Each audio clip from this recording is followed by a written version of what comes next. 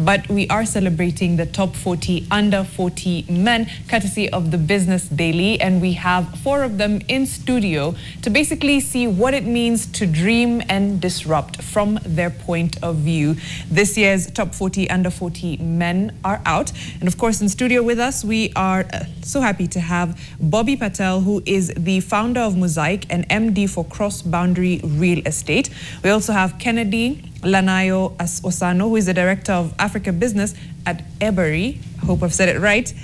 We also have in studio with us James Kitavi, who is the Managing Director for Kiseki Limited. We also have Dr. Kevin Onyinkwa Ombati, who is a lecturer and a cardiothoracic radiologist. Karibu, gentlemen. Thank you. Thank you. Good to have you in the studio. First of all, a massive congratulations to all of you. Top 40 under 40. I will begin with just asking what it means to be top 40 under 40 to you. Aside from the obvious, the accolade, what does it mean for you, career-wise or from a personal perspective? Let me begin with Bobby. Yeah, thanks for asking. I think for me personally, it just amplifies the need for me to pay it forward. So it's really for me to set a good example for others to replicate, but then also for me to pay it forward for other Kenyans that are part of the youth. I like that. Okay, paying it forward. Kennedy? Good question. I think to me it means that, as I was saying at the interview. Oh, sorry, could you just press the button on your microphone? Yes. Sorry. No problem. Yeah, it means to me that you can be rewarded for dreaming big, and you also, the world has a place for people who are diligent and people who dream to do what sometimes seems impossible. Okay, I like that. James? Yeah, thank you very much. I guess it reaffirms that it's possible to succeed in any opportunity that you get, because Kiseki does waste management and we are in that space. So anybody from Kariobangi, Dandora, they can get to the top. Doc? I think it's a time for self-reflection also, because I'm starting to think where I've come from, where I am right now, and where I want to go. And I know it will come with a lot of responsibilities now that people will be like, you're in the top 40 under 40, what's your next step? Thank you. Yeah, they say life begins at 40 as well. So then, given that you're under 40, what are you looking for growth-wise in the next, say, decade of your careers and lives, before we go into now, other matters with Janu and Eric? Go ahead, Bobby. Yeah, I think it's a good question. Again, I run a business called Mosaic, and what we focus on is to build urban youth housing across Nairobi, with a plan to grow out beyond Nairobi and into regional countries and hopefully continental. My duty over the next 5 to 10 years is really to build out that platform and to really understand the needs of the urban youth and to provide dignified housing for them. And so my mission is really to unlock the demographic dividend that we have across this country, which is the youth, and to provide them the ability to succeed, starting with housing. Before you hand over, what does dignified housing look like? Dignified housing is a space that is well situated, so well located. It has the ability to provide you a space that you can succeed through free Wi-Fi, good quality access to water and other utilities, security, as well as the ability to be flexible in rental. Often at times, we have, as a country and as a society, have been pushing an age-old societal pressure down the track for the urban youth to be focused on, which is mortgages. And what we provide is rental facilities to allow you a flexible lease that you can use to really progress your professional life or your student life, because we believe that flexibility is what the youth needs in an environment in which unemployment is rife, and flexibility is needed for people to be able to get better opportunities. Okay, I'll put a pin on what flexible leases are, but Kennedy, What does the next, decade or so look like for you? I think when you talk about decade will be too long. I think my dreams are very precise. One of the things is I work for Ibari. You got it right. Ibari. And as a senior key accounts director, one of my core mandate is to make sure that the payment across emerging market, which Africa is not restricted by borders or language or taxes or such, that the businesses that this gentleman runs so successfully are able to procure and move money from Kenya to other world without knowing or without limitation of borders, in the cheapest way and the most efficient way.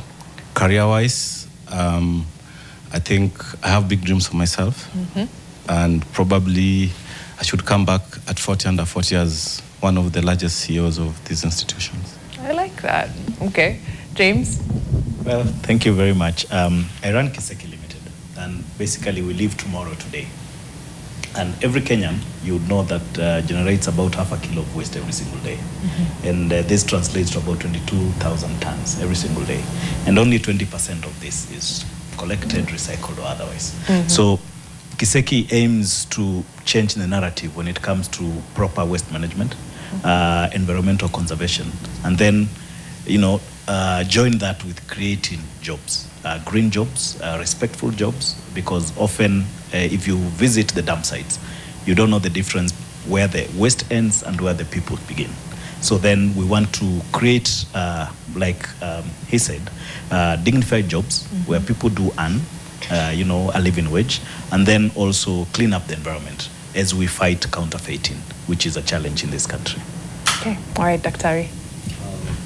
Well, the next 10 years, it's quite, I must say, a short period of time, because there's a lot that we need to do before we even used to talk about Vision 2030, and 2030 is almost around the corner. So in terms of my space, I'm involved in teaching the next generation of radiologists in the country. And one of the things that I want to see is that we train the best in the region. Kenya is already becoming a hub of healthcare within the region. We have people coming in from our neighboring countries seeking healthcare in our country. So we want to be at the forefront of training the very best radiologists, and even the other specialists who are in the various universities. We want to make sure that we are training the very best and ensure that our citizens here in the country don't need to leave the country to seek healthcare elsewhere. We do train the very best, not only in the country but even in the region, and a lot of our products go abroad and they do very well in those hospitals. Walk into the UK, US, you'll not be surprised to meet a Kenyan doctor working there. Thank you. Story. I mean, just to know that, yes, indeed, we have very, very qualified and competent people in this country who can work anywhere, but they choose to work here. I think Daktari will come and tell us your own story about where you studied and the choice to come back and work in this country when you had the opportunity to work elsewhere. Looking at all your stories on the Business Daily today, which is just giving, the citations for why you've been selected among the top 40 under 40. Kennedy is 36. And in his story, he says in 2009, he writes this on his LinkedIn, that in 2009, with my dreams and ambitions on my sleeve, I joined banking as a cleaner. That's what he wrote. They gave me a mop, a soap, a bucket, and a chance to be anything else I wanted to be. So he joined a bank as a cleaner. Today, he is the director of African business for British payment firm Ibari, which handles global transactions worth 2.7 trillion shillings in a year, right? So this is just that journey and rising. There's a reason why Kennedy has put this on his LinkedIn, right? And there's a reason then why this journey has led him to where he is right now. At that point, he was pursuing a diploma in journalism at the University of Nairobi when he was mopping and cleaning this particular bank. Here you are today, Kennedy. So what is it that then drove you to this? And in that short time, what has been your oil, for example, your fuel, to the level that you've reached at right now, where you actually are saying that you'll be the next big MD? I'm not just saying I will. That's one. And two, something that has been very critical to my success is the ecosystem that I had around me. I had a very firm foundation from my first manager, I think, Marion. Marion, from the first time I walked into that bank, I was wearing a coat. It was a bit oversized because I was a bit smaller. And she was like, "Are you the new cleaner?" And I was like, "Yes." I was like, "Are you sure?" I said, "What did you study?" I said, "I'm at UN." And by the way, I really had passion for journalism. Till to date, I think if I continued with that path, I would be the one interviewing these guys. But fate had other things. So one of the most critical aspects of my success is the ecosystem I had. The bank really believed in rewarding people who were working hard. That is Diamond Trust Bank. They believed that you will be given a chance so long as you show that. Second thing is integrity. I've been handling people's money for a very long time. And that means that the ability to be trusted when you're not in the room and the ability to be trusted while in the room was very critical to it. And another thing is, I have 2 brothers and 2 siblings. I'm the last born. I mean, 5 siblings, 2 brothers, 2 sisters. I'm the last born. And in every situation I've seen those 4 guys, they've never been victims. They've never taken a job too little and look at it as little. Everything that they've taken is because they believe is for a greater job. My sister told me one thing that stuck with me sometimes back in 2009 when I was starting at DTB, when I was complaining that, how am I cleaning in a suit? And he told me, the only job you can start from up is digging a grave going downwards. Wow. It reminds me of the leader without a title, that whatever role you have, you give it your all. I want to move to MD Kiseki Limited, James. What's the truth about building a company in this economy that people rarely say out loud? Well, it's the people you work with. Like he just said, the ecosystem, because challenges are many. And if you stick to the challenges, you'll never move. But then look at the opportunities and the successes, the small successes. We started up about 2 years ago. And I remember telling some of my friends, I left a job where I was a operations director, handling hundreds of emails a day. Yet that one day, there was just one email. Then I was like, wow, is this going to be the rest of my life? But, a year in, things have changed. So it's the people that you work with. It's the conviction of the solution you intend to provide. Because if you run a business that is, addressing a challenge, then really the market is there for it, despite the challenges, because we can't do much about those challenges. Sorry, before you pick up, Jano, a lot of times you hear about the waste industry in Kenya being very cartel-like, that it's not just for anybody to get into waste management in Kenya, in Nairobi specifically. Is that true? If so, have you navigated? Or is it just a rumor that maybe is used to keep people out and scare, almost like the tale of the boogeyman, so that people stay away from waste and then you can make your millions? Well, I don't know about the cartels, and I don't want to speak about them. But when we moved in, we centered on glass waste. It was, really unaddressed. Yet it comprises about 20% of the waste we generate in Kenya. So over time, even those called cartels became friends. So it's the solution you give. If you want to address a certain specific challenge, then people will, rally around you, support you to provide, because often waste management is looked as, not cartel all the time, but it's not mainstream, especially recycling. But then, how many of us are doing something about it? Very few. So if you do provide that solution, then people will come in, they'll support you, because we've had support from across sector, and they're happy when you succeed, because your success is their success, is the environment's success, it's everybody's success. James, you always wanted to be an engineer when you were growing up. Yeah. And then you grew up and went to university and studied engineering. And then you grew up and stopped doing that engineering. Now you're collecting bottles and recycling them. How? What influenced you to actually stop this engineering and start collecting bottles? That's what I'm calling it. You're collecting bottles and cleaning them and then recycling them and bringing them back to us as either we can use them as decor, as reusable bottles for lighting, tableware, for construction material. What influenced you there? I believe that story is not unique to me. It's a Kenyan story. I went to university, their university. And as I left, I thought people would be lining up to offer me jobs. Shock on me, I think the only job I got was, a cable puller somewhere.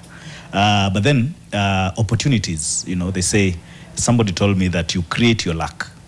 So you align yourself, and soon enough, an opportunity will catch you. So I want to give credit to one of my lecturers. He taught me thermodynamics at the University of Nairobi. But then once we left and things were looking really bad, he took me up to do waste management. But then shortly I realized that it's like I had a passion for environment, because now I was working with engineers, providing solutions to Kenya oil and gas, industry, and feeling engineerish, but really not doing anything engineering. But fast forward, 12 years into the job, I've become now an expert in matters environment.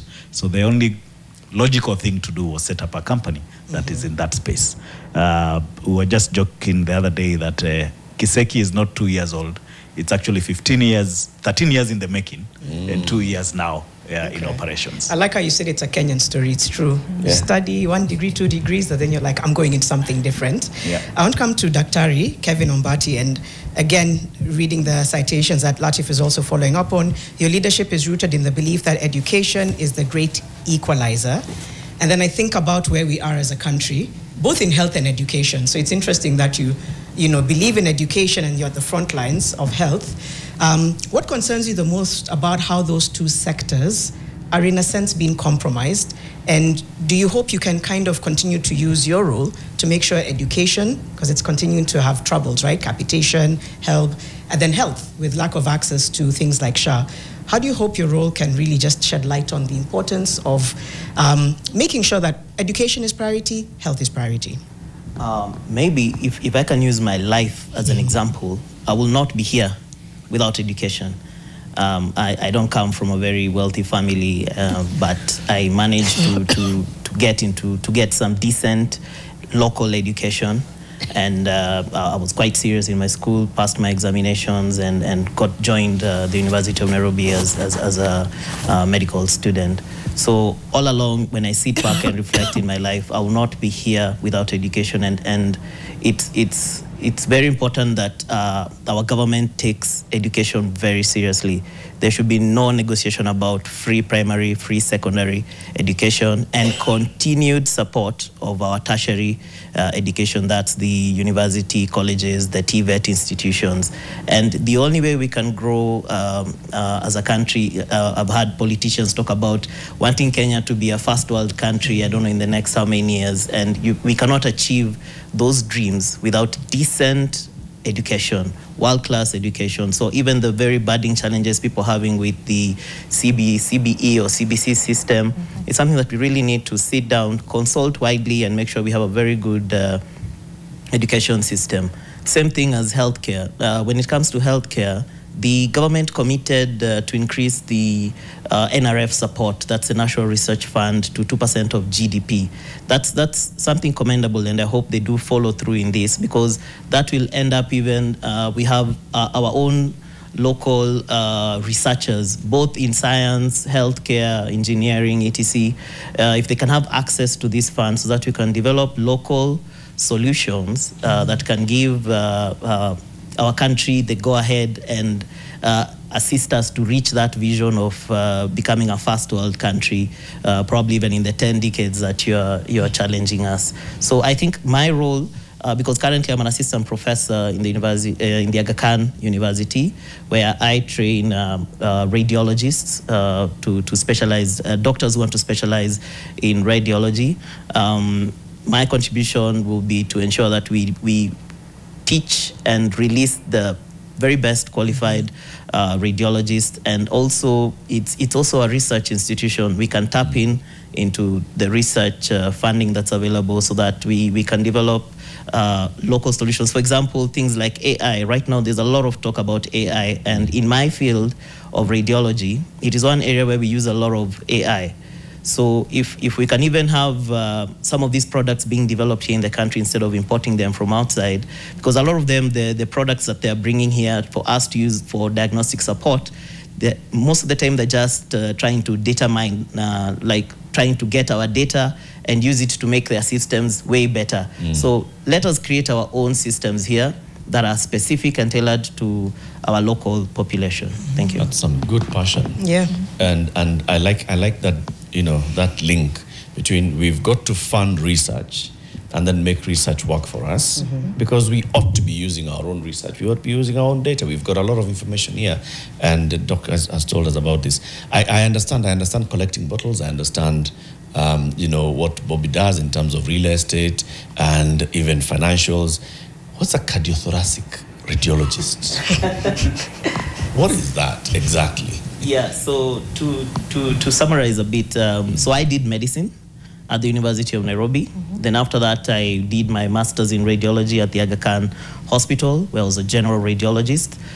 One day I was with my friends and they asked me, so what's a radiologist? They thought it's somebody who works in a radio station, like you guys, and maybe repairs radios, etc. So there is a bit of lack of information on who a radiologist is. So a radiologist is a person who reads your MRI, CT scan, X-ray, does ultrasounds. We also do some procedures like biopsies, etc. So after finishing my general radiology course, I went to the University of Alberta to specialize in cardiothoracic radiology. So by cardiothoracic radiology, I specialize in diagnosing diseases of the heart and lungs. So that's cardiac and thoracic. And not only diagnosing, but we also do some minimally invasive procedures such as lung biopsies. We drain, say if your lung gets a lot of fluid, we also drain the fluid using image guidance. Oh, wow. Mariam, I'm coming to you just in a bit. Just wanted to ask Bobby again, because it says here that the biggest challenge you're determined to address is unemployment. That's what it says. And I'm wondering what opportunities you see in real estate to make that possible. As I mentioned, Mosaic is an urban youth housing platform, and what we do there is to provide housing facilities that cater to both students and young professionals within the same facility. We're firm believers that actually unemployment can be solved through the translation of information between young, mature students and young professionals. I think we all know this, that majority of the jobs that are available in Kenya tend to go to those that know people. And I don't think that's fair. So what we try to do through our facilities is to provide an environment where people can break bread together, people can share in certain common facilities together and translate information and provide information to one another such that employment opportunities can arise. If you think of that young budding graduate that just graduated first class honors from Nairobi University, for example, and got a great job at ABSA or Standard Chartered, and is in the, has begun their career in banking, for example, who needs housing in a good location such that they could walk to work or take an Uber to work, that person still can pay it forward by helping students, for example, that were in their shoes or that are in their shoes, get those opportunities. If there's a graduate trainee program that Standard Chartered or ABSA are providing, that information is key, and that support is key. And so in these facilities, when we say that we help solve or do our little part in helping solve unemployment or the lack of unemployment, opportunities to come out of unemployment, we really mean that we find housing as a perfect opportunity for people to network within that facility itself. It doesn't have to be through, through an organization or an institution. Okay. All of you are young enough to, I would say, integrate technology, but also in the industries that you've been in long enough to understand how they worked before, in big influxes of tech and everything. I want to know how specifically AI is shifting your specific industries and how you are adapting to that. Because, yeah, you wouldn't think real estate, but I'm pretty sure in some ways it does. But let me begin with Kennedy. How is AI shifting your industry? Are you tapping into it? Is there a resistance industry-wide? Just walk me through that. No, actually there's no resistance. AI is in the financial sector and payments in large. We take AI, for example, in onboarding clients, right? In screening clients, in making sure that the feedback is there when you interact with of course there's customer service, but there's also AI, sometimes the bot that you talk to, leave your details so that we can get back to you, of course, in cognizant of data protection as well.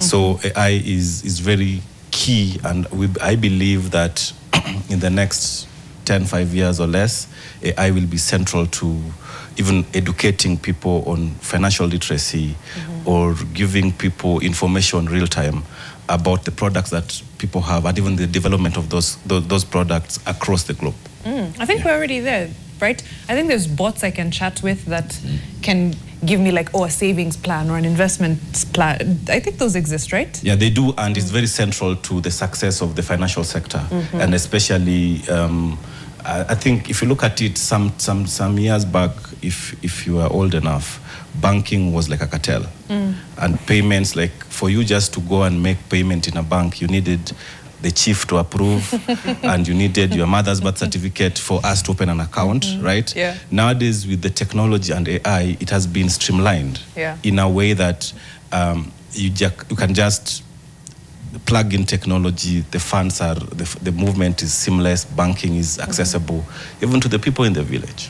Okay.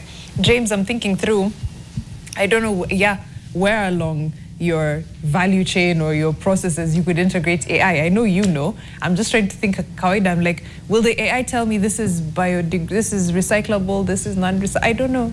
Tell me. And true, AI is going to change how we manage our waste, because one is that often we don't know whether it's recyclable or not. But then because every product that is packaged has a QR code, then we can, invest in machinery that can scan and advise and even, process, because we do provide an incentive across the value chain where you generate the waste, then you get some reimbursement if you do return that bottle. Then using these tools, then they can scan, accept, or advise whether you can get more than that when it comes to our own processes. Then we are automating some of the processes to enhance the quality of products that we do generate, and also enhance our production capacities. We are not, investing in this now because we still want to create jobs, because sometimes tech comes with, reducing the numbers. As Kiseki currently has about 150 staff, green employees who about 80% women, generally were waste pickers, in one time of their lives. But now they have a career. So we need to grow that, but then integrate it with systems and AI systems for that matter to enhance Kiseki's production, because we dream to generate bottles or manufacture bottles in the next 3 or 4 years. So then AI becomes critical. Okay. No, I like that you're also thinking people first, because I think for a lot of maybe some business owners and entrepreneurs, if there is a chance to cut costs, you grab it regardless of the human resource impact. But Doc, I know for you, that AI it's the best thing that could have happened to you. Even the excitement on your face just says it all. The excitement is because I've had to answer this question very many times, and most of the time is people asking, is AI going to replace me, the radiologist? Because already you might be familiar with lots of softwares that you can put in your chest x-ray and it can tell you, you have TB, you have pneumonia. The government even has a project right now that looks at chest x-ray and TB, etc. So there's already that fear, let me say fear, that AI might replace us radiologists. But the thing that what a young radiologist right now like me, what we know is AI is going to help our work become way easier and faster. So for example, if I have 100 chest x-rays to read today, you put your x-rays in the software and it prioritizes to you or triages to you and tells you, wait, look at this first, 20 first. And because maybe one has a fracture, one has pneumonia, one has TB. So it's going to help your work be faster and more efficient and reduce the misses that we all as doctors, we're all afraid of missing diagnosis or misinterpretation of what a patient is suffering from. So what's going to differentiate the next generation of radiologists is, are you able to use AI in your practice? And we also have some software that when you have a CT chest, for example, and let's say you have a suspected lung cancer, you know, what happens is the doctor has to put in a needle, take it to the laboratory to find out what cancer is it, so that they can find out the medication they can use. Now we have the field of radiomics, where some of the CT scans, you can integrate a software and it can even tell you the histological type of the cancer, even without putting in the needle. And the patient can have even, we are going towards things of theranostics, where we can now develop drugs that are tailored to not only the patient, but also to the particular cancer that they have, so that they're only targeting the cells that have the cancerous growth instead of harming the other normal cells. So I think for my space, AI is more than welcome. Okay, I like that. We're just about to get back to Bobby. I know we started here. Kennedy, I know you had a time constraint. Are we okay? We're good, fantastic. Bobby, please tell us, real estate, again, it's not one of those where the line is very obvious. AI and, you know, because if you show me an AI house, I'm like, no, show me the real one. I want to see the real one. Or if you give me an AI model, I think the human in me still wants to go, you know, touch and feel and do things like that. Yeah, it's a good point that you make. I think often at times we need to distill down what AI does. And AI is a efficient processor of information, and it is a good illustrator of that information. So the way that it would work in real estate and what we do is to try to gather information and try to process that information as efficiently as possible. So what does that mean? In all of our facilities, we have hotel room door locks, for example, which means that we have already connected that occupant to a form of information. So we understand the times that they enter their rooms, the times that they exit their rooms. Because we provide free Wi-Fi, we know what they're surfing, whether they are remote working or whether they are on Google trying to learn through YouTube. We know information such as the amount of hot water they use per day. We know the amount of electricity they use per day. All that information, if it is processed efficiently, can help us reduce costs for the tenant. Now that's where AI comes into play for us, is if we are good at processing that information and gathering it, then we can easily illustrate how we can reduce costs for our tenants, which ultimately adds on to the fact that we can help go and raise capital at cheaper costs.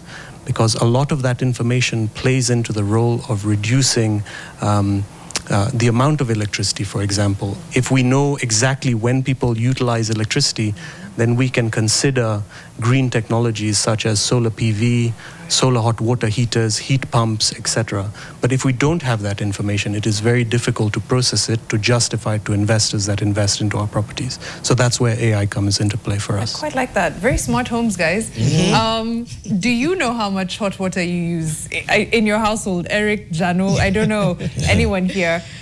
You know that your water bill might spike or your electricity bill might spike, but to have that level of granular data, I think is quite amazing. Allows you to make great decisions for investment. But I'm thinking even should become more mainstream for like all homes, so that you're able to see where there's leakages, where there's losses, where you can be more efficient. Yeah, and then maybe if I'm more efficient, you can give me a discount on rent. I don't know, I'm just thinking, just thinking. Hey, Mariam Amesongana, your business plan.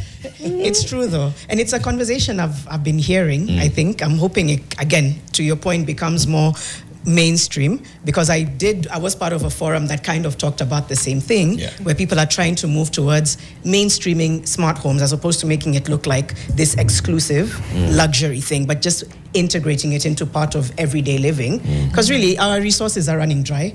I know I don't want to be alarmist. Also, it's okay to be alarmist sometimes. And so things like that are a smart measure, because 5 to 10 years you'll hear, we tried to tell you, and you guys didn't take it up. You wasted. You wasted. You wasted the little that you had. James has some shout outs on YouTube. My phone has died, so. People are saying hello. Speaking of efficiency. Speaking of efficiency. Thank you, Mario. Yeah, I can see Christine M. Lillian says, James Kitavi, my good friend and neighbor, I'm super proud of you. James is my former classmate. We are proud of you. As MacB alumni, keep soaring, brother. Yeah, you know, people are really celebrating you, James. Congratulations and well done. Thank you. Yeah. Doc talked about, government and government support in education and research, which would help, help in medicine as well and advancement of medicine. I want to ask the rest, what kind of policy direction would you like to see the government take that would support the work that you do? For example, James, in the work of recycling, which is very, very important, it's actually waste management. We know waste is a big thing, and glass waste is, a big issue. Just waste in general, waste management in general, what kind of policy shifts would you like to see? What have you seen so far that's working in terms of policy and policy direction from government, from industry, and what would you like to see going forward? No, I think matters policy, I think Kenya, we are way ahead. We have achieved, what others have not. We've banned single-use plastics, flat bags, and we've come up with EPR, Extended Producer Responsibility Regulations.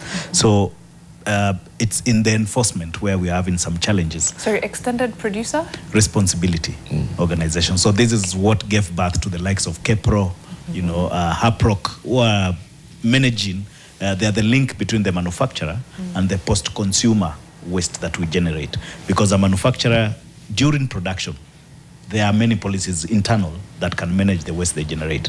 But then once they sell products to us, which are packaged in glass, in plastics, in paper, bread, and so on, then once we consume those products, then what happens to the waste? So EPR came now to solve that challenge. And I think as a country, we have one, if not many, of the best laws, matters environment. So it's in the enforcement where we are facing a gap. I have worked with NEMA for many years, and I know that they're doing a lot. Just last week, we were having a circular conference at Nairobi Street Kitchen, and everybody from NEMA government, came, and we are all talking about how can we mainstream this circularity in our, day-to-day operations, because it's talked about in shows like this one, in conferences. But then what are we doing? So we said, let us now action. If I do generate, because I know I generate 0.5 kilo every single day of waste, mixed waste, can I sort from my own homestead? Can we sort from the hospital? Can we sort from the building and from the bank? Then once we have sorted, we can actually create an economy around it, because taka ni mali, trash to treasure, where you can sell the plastics, you can sell the paper for recycling. Kiseki can buy the glass for recycling. And then what ends up at the dump site, which is majorly organics, there is a solution to that. There's black soldier fly farming. Generates fertilizer. Farmers are crying, fertilizer is expensive. But we have organic fertilizer, which can come from our own kitchens. So yes, I think regulation is good. It's just the enforcement that is now lacking a bit. And public awareness, I might add. True. Because all those that you're telling us to sort it at the domestic level, you need to come and tell me sorting and show me the sense. 2 Fridays ago, we were at the Smart Cities conference at Two Rivers, and one person was actually one of the participants was saying, I'm just watching what's happening there. So we have different bins. And then the person coming to collect just comes and collects and puts it. So it's just Explain it. Misses the point. Yeah. And trust me, NEMA actually have a policy on that as well, which came out about 3-4 months ago, where even transporters of waste now are supposed to segregate as you transport. Because why a bit logic for me to sort and then, like you said, put it all in one truck, mix it up together, and then We've said on this show, if we put 50 bob in a jar for every time we had that, we have good policies, we have good laws. It's just implementation would be billionaires. Would fund the budget. Yeah, we could fund the national budget for sure. Right. Kennedy, for the payment platforms and such and financial services, what where do we need to go policy-wise? First of all, payments and banking will never exist when businesses are not doing well. So, and one of the key elements of that is the government needs to stop being emotional around tax. We should have very predictable tax regime that the business are able to know where the tax is going or what tax they're supposed to pay, and also the authority which is tasked with coming up or formulating the policies and implementing them should make it central to educate at the very grassroots level every taxpayer, because what I've seen that most businesses that we support to move money, to save money, to invest money, or even to manage the risk, the cost of taxation and or finance is higher for them. Another thing that is very important to these gentlemen sitting here as businessmen and such is that the government needs to look at allowing the Kenya shilling in a free market, for example. I mean, when it is too volatile, it supports other sectors of economy, but also when it's too predictable, it means that there's something that they're doing and not doing the right way, in quotes, right? So mine is to just make sure that the tax regime is very predictable so that we, as the enablers of payment and money, help these guys do their business, but then they know what they're supposed to do. Kennedy, you would have the shilling hit 180, 190, 200? Yes, I would. Why? And I'll explain to you why. Kenya is a net importer, right? So the government, as I said earlier, is being emotional. It is their role to balance trade. It's their role to create industries here or to create an environment for industry that will support shilling. Yes. Not to support shilling by emotion. Yeah. So if the government was to create an environment and the tax regime where business will prosper, they don't need to control the shilling. They don't need to prop the shilling. Yeah. Wait. Let me speak to the policy matters in health, Doc. Doc has already spoken. Oh yeah, actually he has. Bobby, that's fair. That's fair. The housing. Yeah. On the policy, what do we need to see in terms of policy and on housing and real estate? I'll tell a story that hasn't been that has been heard many times. So I apologize if I'm repeating what people already know. And this doesn't just sit with developers generally. I think this sits as common knowledge across the country. The government is doing a lot. The movement of policy to support Ardhi Sasa as a platform, for example, to try and streamline transparent transactions of land, as well as easy transfer of title from one party to another, is really something that I can certainly applaud. And the digitization process and support of a digitization process, I think, is something that is needed, but is being implemented. It's taking time, but I think once it's done, it will significantly improve the amount of transactions that can occur within the real estate space. I think where the government can really support from a regulatory perspective is from a building approval perspective. We all know the demand for affordable housing is significant, and we all know that the demand for housing broadly is significant, not only in Kenya, but globally. We need to solve this problem. We know that the population of Kenya is the majority of the population is young. We saw them on the streets a couple of years ago, and we were all astounded by the energy that everybody has. But if we don't solve the housing need for that young population, it's going to be very difficult. And in order to do that, we need to provide good quality regulation that is speedy. Just because there's significant demand for a particular product, such as affordable housing, doesn't mean that it should be difficult to get the permits required to build that affordable housing. Thank you so much. I'm so sorry, we have to leave it there. Major congratulations again to all of you, and I know we'll see more of you very soon. Just before Eric winds up with the final news fix, Your World is next with Winnie Lubembe. Digital Shadows, Ending Online Gender-Based Violence. I know tomorrow the 16 days kicks off, so we are going to highlight a lot more of that. But yeah, Mariam Bishar, Janet Bogwa, Eric Latif, congratulations to all the incredible men who made the list. And I know we have one more story just before we wind up.